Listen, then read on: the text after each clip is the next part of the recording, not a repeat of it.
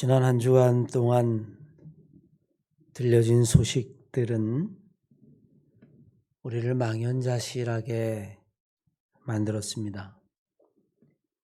100번을 양보하고 1000번을 생각해 봐도 세계적인 도시, 세계 최고의 IT 국가, 이제 GDP도 예전에는 넘보지 못했던 일본을 넘어섰다라고 이야기하는 아시아 최고라고 그렇게 자랑하는 대한민국 수도 한복판에서 폭탄 테러도 아닌데 축제를 즐기다가 상상할 수도 없는 인파에 압살을 당해서 150명도 넘는 우리의 꽃다운 청춘들이 희생당했다라고 하는 이 사실이 이게 정녕 사실인가? 이미 벌어진 일이라 받아들일 수밖에 없지만 여전히 우리들 머리로는 도저히 납득이 되지 않고 가슴에서는 더더욱 받아들일 수도 없는 일입니다. 늘 했던 것처럼 원인을 규명하고 또 책임자를 처벌하고 그러겠죠. 수없이 반복되는 일들에 국민들의 가슴은 상처와 실망, 절망, 여전히 번하지 않는다라고 하는 그런 낙심, 그것 외에 무엇이 남겠습니까? 또 어이없는 사고가 벌어질 때마다 늘 등장하는 국화꽃. 이제는 여러분 식상한 일상들이 되어버린 것 같습니다. 우리가 원하는 것은 그렇게 추모하는 국화꽃으로 추모하는 일을 반복하고 또 반복하고 또 반복하는 일이 아니라 더 이상 국화꽃으로 추모해도 추모하지 않아도 될 그런 세상을 만드는 것 아니겠습니까? 길에다 국화꽃을 놓고 가슴 아파하는 세상이 아니라 그 국화꽃은 오히려 우리에게 축제가 되고 아름다움이 되고 기쁨이 될 수 있는 그런 꽃의 세상으로 만드는 것, 그게 우리가 꿈꾸는 세상 아니겠습니까? 변하는 것 하나도 없이 추모만 하다가 만다면 그게 우리의 할 일의 전부는 아니죠. 오늘 추수감사절이지만 과연 무엇을 감사해야 할까 생각해 보면서 가슴이 답답해짐을 느끼게 됩니다. 내가 그 자리에 없는 것을 감사해야 할까? 그래서 나는 사는 것을 감사해야 할까? 그러면 그 자리에서 희생당한 사람은 어쩌라고요? 내가 공산치하에서 태어나지 않은 것을 감사해야 할까요? 그러면 공산치하에 있는 사람들이 너무 불쌍하지 않습니까? 아니면 내가 기근이나 가뭄이 극심한 아프리카에 태어나지 않은 것, 더러운 물을 먹으며 콜레라에 걸려 죽어가는 그런 비참한 현실에 태어나지 않은 것을 감사해야 할까요? 그러면 그들은 하나님에게 버림받았다라는 생각에 너무 우리의 가슴이 아프죠. 남이 당한 불행이 나에게 닥치지 않았다라고 그것이 감사의 조건이라면 그 불행을 당한 사람에게는 너무나 너무나 잔인한 끔찍한 감사가 되고 말 겁니다. 또 근원도 모르는 스님이라고 하는 사람이 유튜브 채널을 통해서 이 참사와 관련해서 엄청난 기회가 왔다라고 말에 공분을 샀죠. 좋은 기회를 준다? 우리 아이들이 희생을 해도 이렇게 큰 질량으로 희생해야 세계가 우리를 돌아본다? 또 한 번 여러분이 희생자를 못 오겠습니다. 자기가 죽지 않고 자기 자식이 죽지 않고 그렇다고 그렇게 막말을 할 수 있다는 것이 기가 막힐 뿐입니다. 자기가 죽고 자기의 소중한 아들, 딸이 죽어도 과연 그렇게 이야기할 수 있을까? 남의 고통을 그렇게 강 건너 불구경하듯이 하는 사람은 사이코패스라고 이야기합니다. 공감 능력이 전혀 없는 거죠. 그게 어찌 세계가 우리를 돌아볼 기회라고 이야기를 하겠습니까? 그건 도사나 법사나 스님이 아닙니다. 마태복음 12장 34절 말씀에 의하면 주님이 이렇게 말씀하셨어요. 독사의 자식들아, 너희는 악하니 어떻게 너희가 선한 말을 할 수 있겠느냐. 이는 너희의 마음이 가득한 악으로 가득 차 있기 때문이다. 선한 사람은 그 쌓은 선으로 선한 것을 내고 악한 사람은 그 쌓은 악으로부터 악이 나오는 법이다. 공감할 줄 모르고 남이 당한 고통을 기회라고 이야기하는 사람, 그는 그저 여러분 독사의 자식일 뿐입니다. 우리가 하나님에게 감사의 기도를 드린다고 하면 우리는 어떤 감사의 기도를 드려야 할까요? 말씀드린 대로 다른 사람에겐 이런 재앙이 있고 이런 끔찍한 불행이 있는데 나는 그런 재앙과 불행으로부터 건져주셨으니 하나님 감사합니다. 그렇게 우리가 감사의 기도를 드린다면 하나님의 심정은 여러분 어떨까요? 남이 당한 불행이 나의 불행이 아니어서 감사하다면 그것은 아마 하나님 가슴에 못질을 하는 기도일 겁니다. 하나님에게는 여러분 누구라도 사랑스럽지 않은 자식이 없기 때문에 그렇습니다. 여러분이 자녀가 여럿 있는데 그 자녀가 불행을 당했는데 한 자녀가 와서 아버지 나는 저렇게 불행당하지 않아서 감사해요 라고 이야기한다면 여러분 부모의 심정이 여러분 어떨 것 같아요? 갈갈이 찢겨질 겁니다. 우리는 여러분 어떤 순간에도 그런 기도를 드려서는 안 됩니다.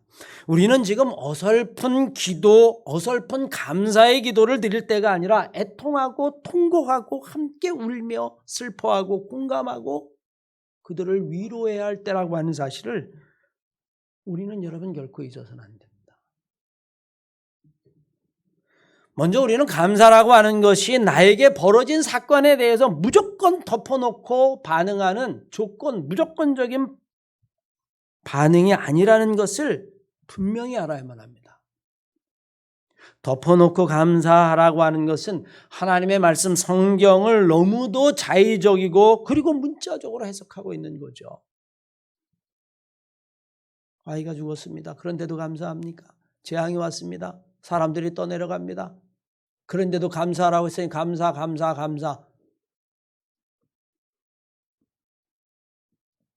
공감할 수 없다면 사이코패스입니다. 주님조차도 십자가를 앞에 놓고 번민의 눈물을 흘렸고 얼마나 괴로우셨으면 피눈물을 흘리셨다라고 이야기를 했겠어요. 십자가 앞에 있으니 감사? 그래 감사. 여러분 제정신이 아니죠. 진정한 감사가 뭘까요? 진정한 감사는 그런 것이 아닙니다. 감사는 나의 삶 전체를 주관하는 하나님의 은총과 섭리를 생각할 때에 가슴에서 우러나오는 영적인 태도라고 하는 사실을 알아야만 합니다.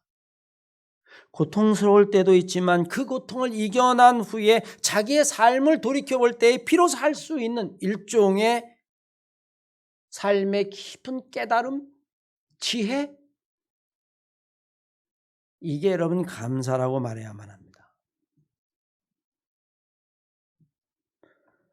우리가 참 그리스도인이라면 우리의 삶의 목적을 어디에 두어야 할까요? 아마 여러분 많은 대답들이 가능하겠지만 오늘 시편 50편의 말씀을 통해서 보면 우리의 삶이 하나님을 영화롭게 하는 삶이라고 분명히 이야기합니다.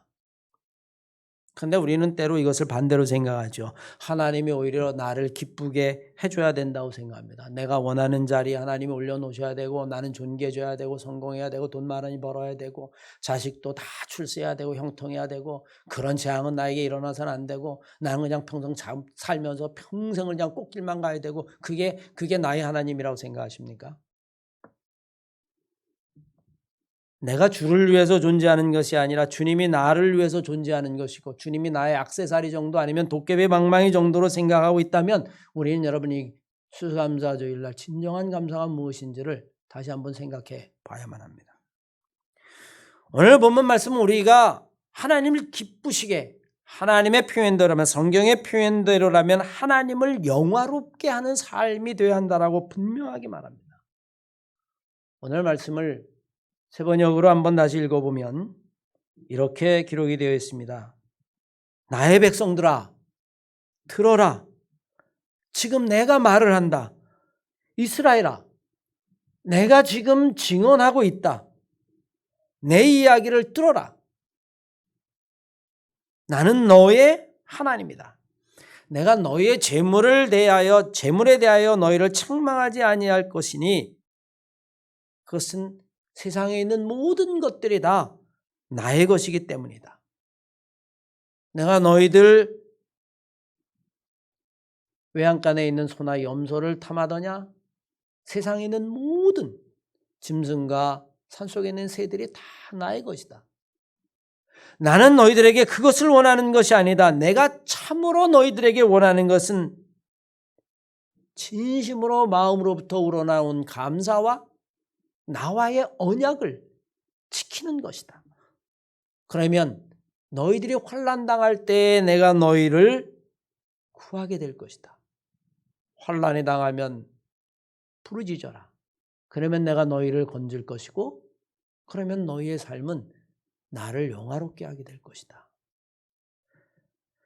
하나님을 영화롭게 하는 삶, 하나님께 영광을 돌리는 삶, 그것이 우리의 인생이고, 그리고 어쩌면 여러분 가장 행복한 삶인지도 모릅니다.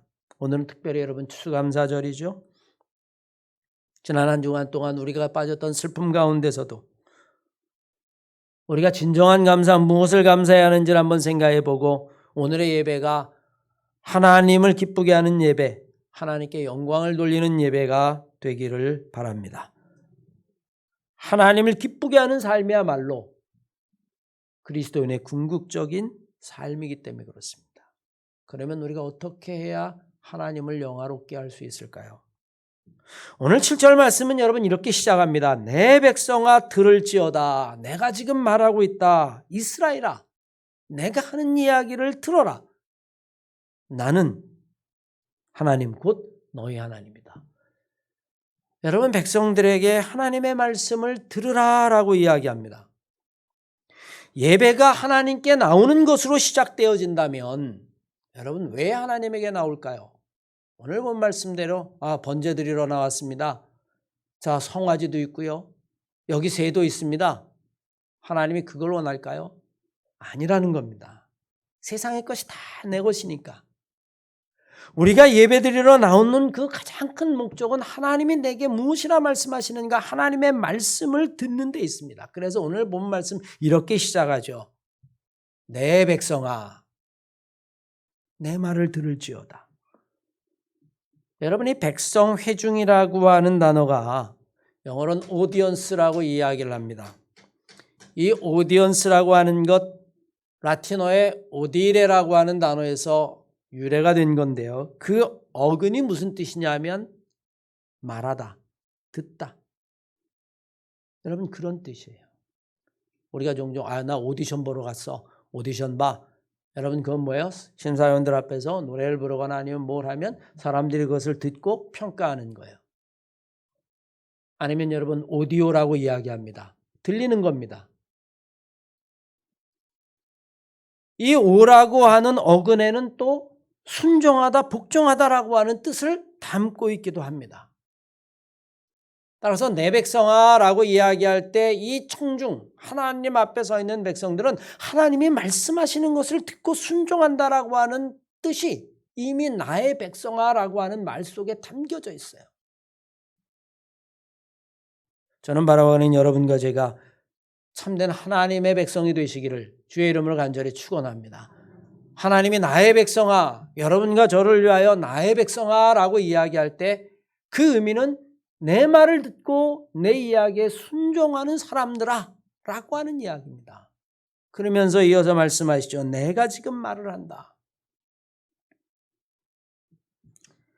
하나님의 말씀을 듣고 순종할 때에 우리의 삶이 영화로운 길로 가는, 하나님을 기쁘게 하는 길로 가는 첫문으로 들어서게 되어집니다. 사실 오늘날 우리는 수많은 이야기를 듣죠. 예전에는 그저 우리 어렸을 때 보면 고작 볼 수 있는 게 여러분이 신문이었어요. 신문. 그것으로 세상에 돌아가는 이야기를 듣고 그것으로 정보를 얻었습니다. 그러자 여러분 TV가 생기기 시작하면서 TV를 통해서 이제는 우리는 여러분 너무나 많은 미디어들을 대하고 있습니다. 유튜브요, 트위터요. 이루 말할 수 없죠. 여러분 한번 상상해 보십시오. 지금도 여러분 유튜브라는 곳에서 얼마나 많은 이야기들이 돌아다니는지 모릅니다.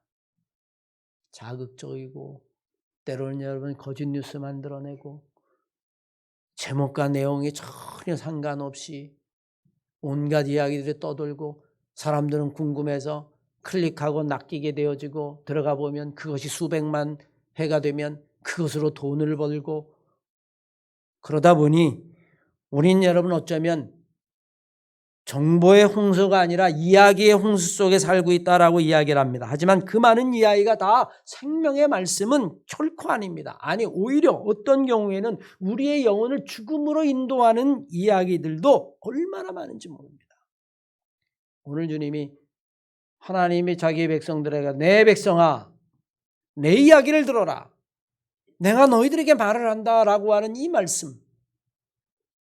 우리가 세상을 살면서 들어야 하는 것은 생명의 말씀이지 죽음의 말씀이 아닙니다. 악한 영의 속삭임이 아니라고 하는 이야기입니다. 사실 아담과 하와도요. 두 가지의 이야기를 다 들었어요. 하나님이 아담과 하와에게 뭐라고 말씀하셨습니까? 여기 있는 모든 것들은 니들 다 먹어도 되지만 동산 중앙에 있는 선악을 알게 하는 나무는 손대지 마라. 너희는 선악을 알지 못한다. 그 이야기를 듣고 좀 있다가 뱀이 와서 또 다른 이야기를 합니다. 아니다. 너희들이 그걸 먹으면 눈이 밝아져서 결국엔 하나님같이 될까 봐 하나님이 질투해서 그렇게 말씀하신 거다. 그러니 먹어도 된다. 절대로 죽지 않는다. 두 가지 이야기를 다 들었어요. 무엇을 선택했을까요? 그럴듯하지만 죽음으로 가는 길을 선택하게 됩니다. 악의 영의 속삭임이에요.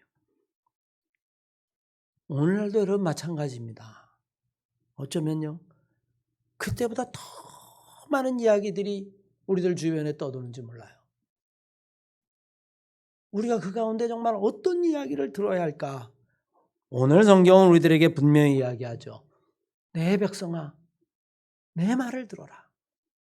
바라원하게 우리 사랑하는 한마음교회 성도 여러분들이 정말 하나님의 말씀에 귀 기울일 수 있는 그런 귀한 성도들, 하나님의 백성들이 되시기를 다시 한번 주의 이름으로 간절히 축원합니다. 우리가 하나님의 말씀을 들을 때 우리는 그 안에서 생명의 길을 발견하게 되어집니다. 우리가 하나님의 말씀을 가슴으로 들을 때 우리 안에 하나님에 대한 감사가 우러나오게 되어집니다. 무엇을 감사할 것인가? 여러분 한번 생각해 보십시오. 재물을 감사할 것인가?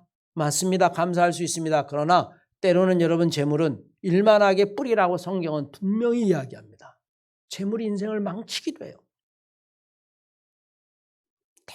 대부분 여러분 언론에 등장하는 수많은 돈에 관한 이야기, 사기에 관한 이야기를 보십시오. 내가 건강한 걸 하나님에 감사한다. 그러나 여러분 그것도 80, 90대면 그것도 끝나버리고 맙니다. 내가 정말로 감사해야 될 것이 무엇인가? 하나님의 말씀을 우리가 귀 기울이고 하나님의 말씀을 우리의 가슴에 품으면 우리는 그 말씀으로 말미암아 감사를 찾을 수 있게 되어집니다. 왜냐하면 그 말씀이 우리를 생명의 길, 구원의 길로 인도하기 때문에 그렇습니다. 사실 감사는 자기가 받는 은혜를 아는 사람만이 드릴 수 있는 최고의 기쁨입니다. 누가복음 17장 11절로 19절까지의 말씀에 10명의 문둥병 환자의 이야기가 나오죠. 매추감사절이나 추수감사절이 되어지면 이 10명의 문둥병 환자에 대한 본문은 수없이 설교의 본문으로도 잡히게 되어집니다. 예수님께서 예루살렘을 향하여 가다가 사마리아, 갈릴리 사이에 중간지대를 지나게 되는데 10명의 문둥병 환자가 예수에게 소리칩니다. 예수여, 나를 구원하소서. 주님이 그들을 불쌍히 여기시죠. 자비를 베풀어 줍니다. 그리고 그 10명의 문둥병 환자들에게 이야기하죠. 제사장에 가서 내 몸을 보이라 라고 이야기합니다. 문제는 그 다음부터 발생하게 되어집니다. 그들이 제사장에게 가다가 중간에 깨끗이 나음을 얻었어요. 이게 웬일입니까, 여러분? 그들은 가는 도중에 몸이 깨끗하게 되었다라고 이야기합니다. 주님의 말씀은요, 제사장에게 가서 내 몸을 보이라라고 이야기했는데 그 말이 이루어지기도 전에 사실은 중간에 가다가 깨끗함이 받았어요. 뭔가 좀 이상하지 않습니까? 뭔가 완성이 되지 않은 것, 그래서 마치 정말로 제사장에게 가면 제사장이 안수해 주거나 아니면 기도해 주거나 그래서 일이 마무리되어지면 여러분 깔끔한데 그게 아니라 가다가 중간에 깨끗함을 받았다라고 이야기합니다. 문제는 여러분 그 다음부터죠. 그 10명의 문둥병 환자가 다 온데간데 없이 자기의 길로 가버리게 됩니다. 한 사람만이 예수님에게 돌아왔습니다. 그러자 예수님이 묻습니다. 야, 열이 다 깨끗하게 되지 않았느냐? 그런데 9은 어디로 갔단 말이냐? 여러분 9은 어디로 갔을까요? 그들은 여러분 길을 잃었어요. 아니 자기가 원하는 대로 갔을 겁니다. 제사장에게도 가지 않았고요. 그리고 자기를 낫게 해준 예수님에게도 오지 않았습니다. 그냥 자기의 길로 간 거예요. 길을 잃어버린 겁니다. 왜 주님이 도중에 깨끗하게 되었다라고 하는 이 사실을 그 성경 말씀은 강조하고 있을까? 자기가 깨끗함을 받은 걸 완성도 하지 못하고 그리고 그 깨끗함의 근원도 그 하나님의 은혜도 잃어버리고 중간에 온데간데 없이 자기의 갈 길로 가버린 사람들 어쩌면 여러분 길 잃어버린 사람을 이야기하지 않을까요? 은혜를 잃어버린 사람은 알고 보면 길을 잃어버린 사람입니다. 사회가 은혜를 잃어버린 사회가 되어지면 길을 잃어버리게 되어집니다. 부모에 대한 은혜를 잃어버립니다. 그는 여러분 알고 보면 은혜만 잃어버린 게 아니에요. 자기의 인생의 길을 잃어버린 겁니다. 자기를 가르쳐주는 스승의 은혜를 기억하지 못합니다. 그리고 자기가 잘났다고 살아갑니다. 그는 은혜를 잃어버린 것이 아니라 길을 잃어버리고 만 거예요. 주님이 와서 말씀합니다. 9은 어디 갔느냐? 그리고 돌아온 한 사람에게 이야기하죠. 일어나 가거라. 내 믿음이 너를 낫게 하였다. 감사를 잃어버린 사람은 은혜를 잃어버린 사람이고 감사와 은혜를 잃어버린 사람은 인생의 길을 잃어버린 사람이에요. 저는 바로 우리 사랑하는 한마음교회 성도 여러분들이 인생을 살면서 어떤 경우라도 내가 받은 은혜 더 나가서 그 은혜에 대한 감사를 잃어버리지 않는 성도들이 되시기를 바랍니다. 그걸 까마득하게 잃어버리면요. 야, 나 문둥병 났다. 좋다. 내 길로 가자. 부모에게 가자. 자식에게 가자. 그 다음에 받은 은혜는 그런 사람이 자기 부모의 은혜를 기억할 것 같습니까? 그는 평생 길을 잃어버리고 말 겁니다. 라인홀드 니버라고 하는 신학자는 고린도전서 13장 13절 말씀에 의하면 믿음, 소망, 사랑 이 세 가지는 항상 있어야 할 것이다 라고 하는 이야기에 내가 거기에 딱 하나를 더 붙인다면 믿음, 소망, 사랑 다 좋은데 내가 딱 하나를 더 붙인다면 나는 감사를 더하고 싶다. 왜냐하면 인간이 감사를 잃어버리면 자기의 분수를 잃어버리고 교만해지게 되어지고 결국에는 감사를 잃어버리는 것이 불행의 시작이기 때문이다. 제가 좋아하는 말 가운데 하나가 겁니다. 부족지족 매여유 반대로 족이 부족 매부족. 제 카톡에 여러분 프로필이기도 한데 조금 부족해도 이거로 나에게 족하다 라고 사는 사람은 늘 족한 대로 살아가지만 그게 아니라 분명히 족한데도 불구하고 조금 더 라고 이야기하는 사람은 평생 매일 부족한 가운데 살아요. 저희 교회가 여러분 조합하고 합의를 잘하고 있는 중이에요. 제 마음속에 어떤 생각이 들어가냐면 조금 더. 근데 보니까 끝이 없더라고요. 이것도 그 다음에 아니야. 더 많이도 가능할까? 더 어디까지 더?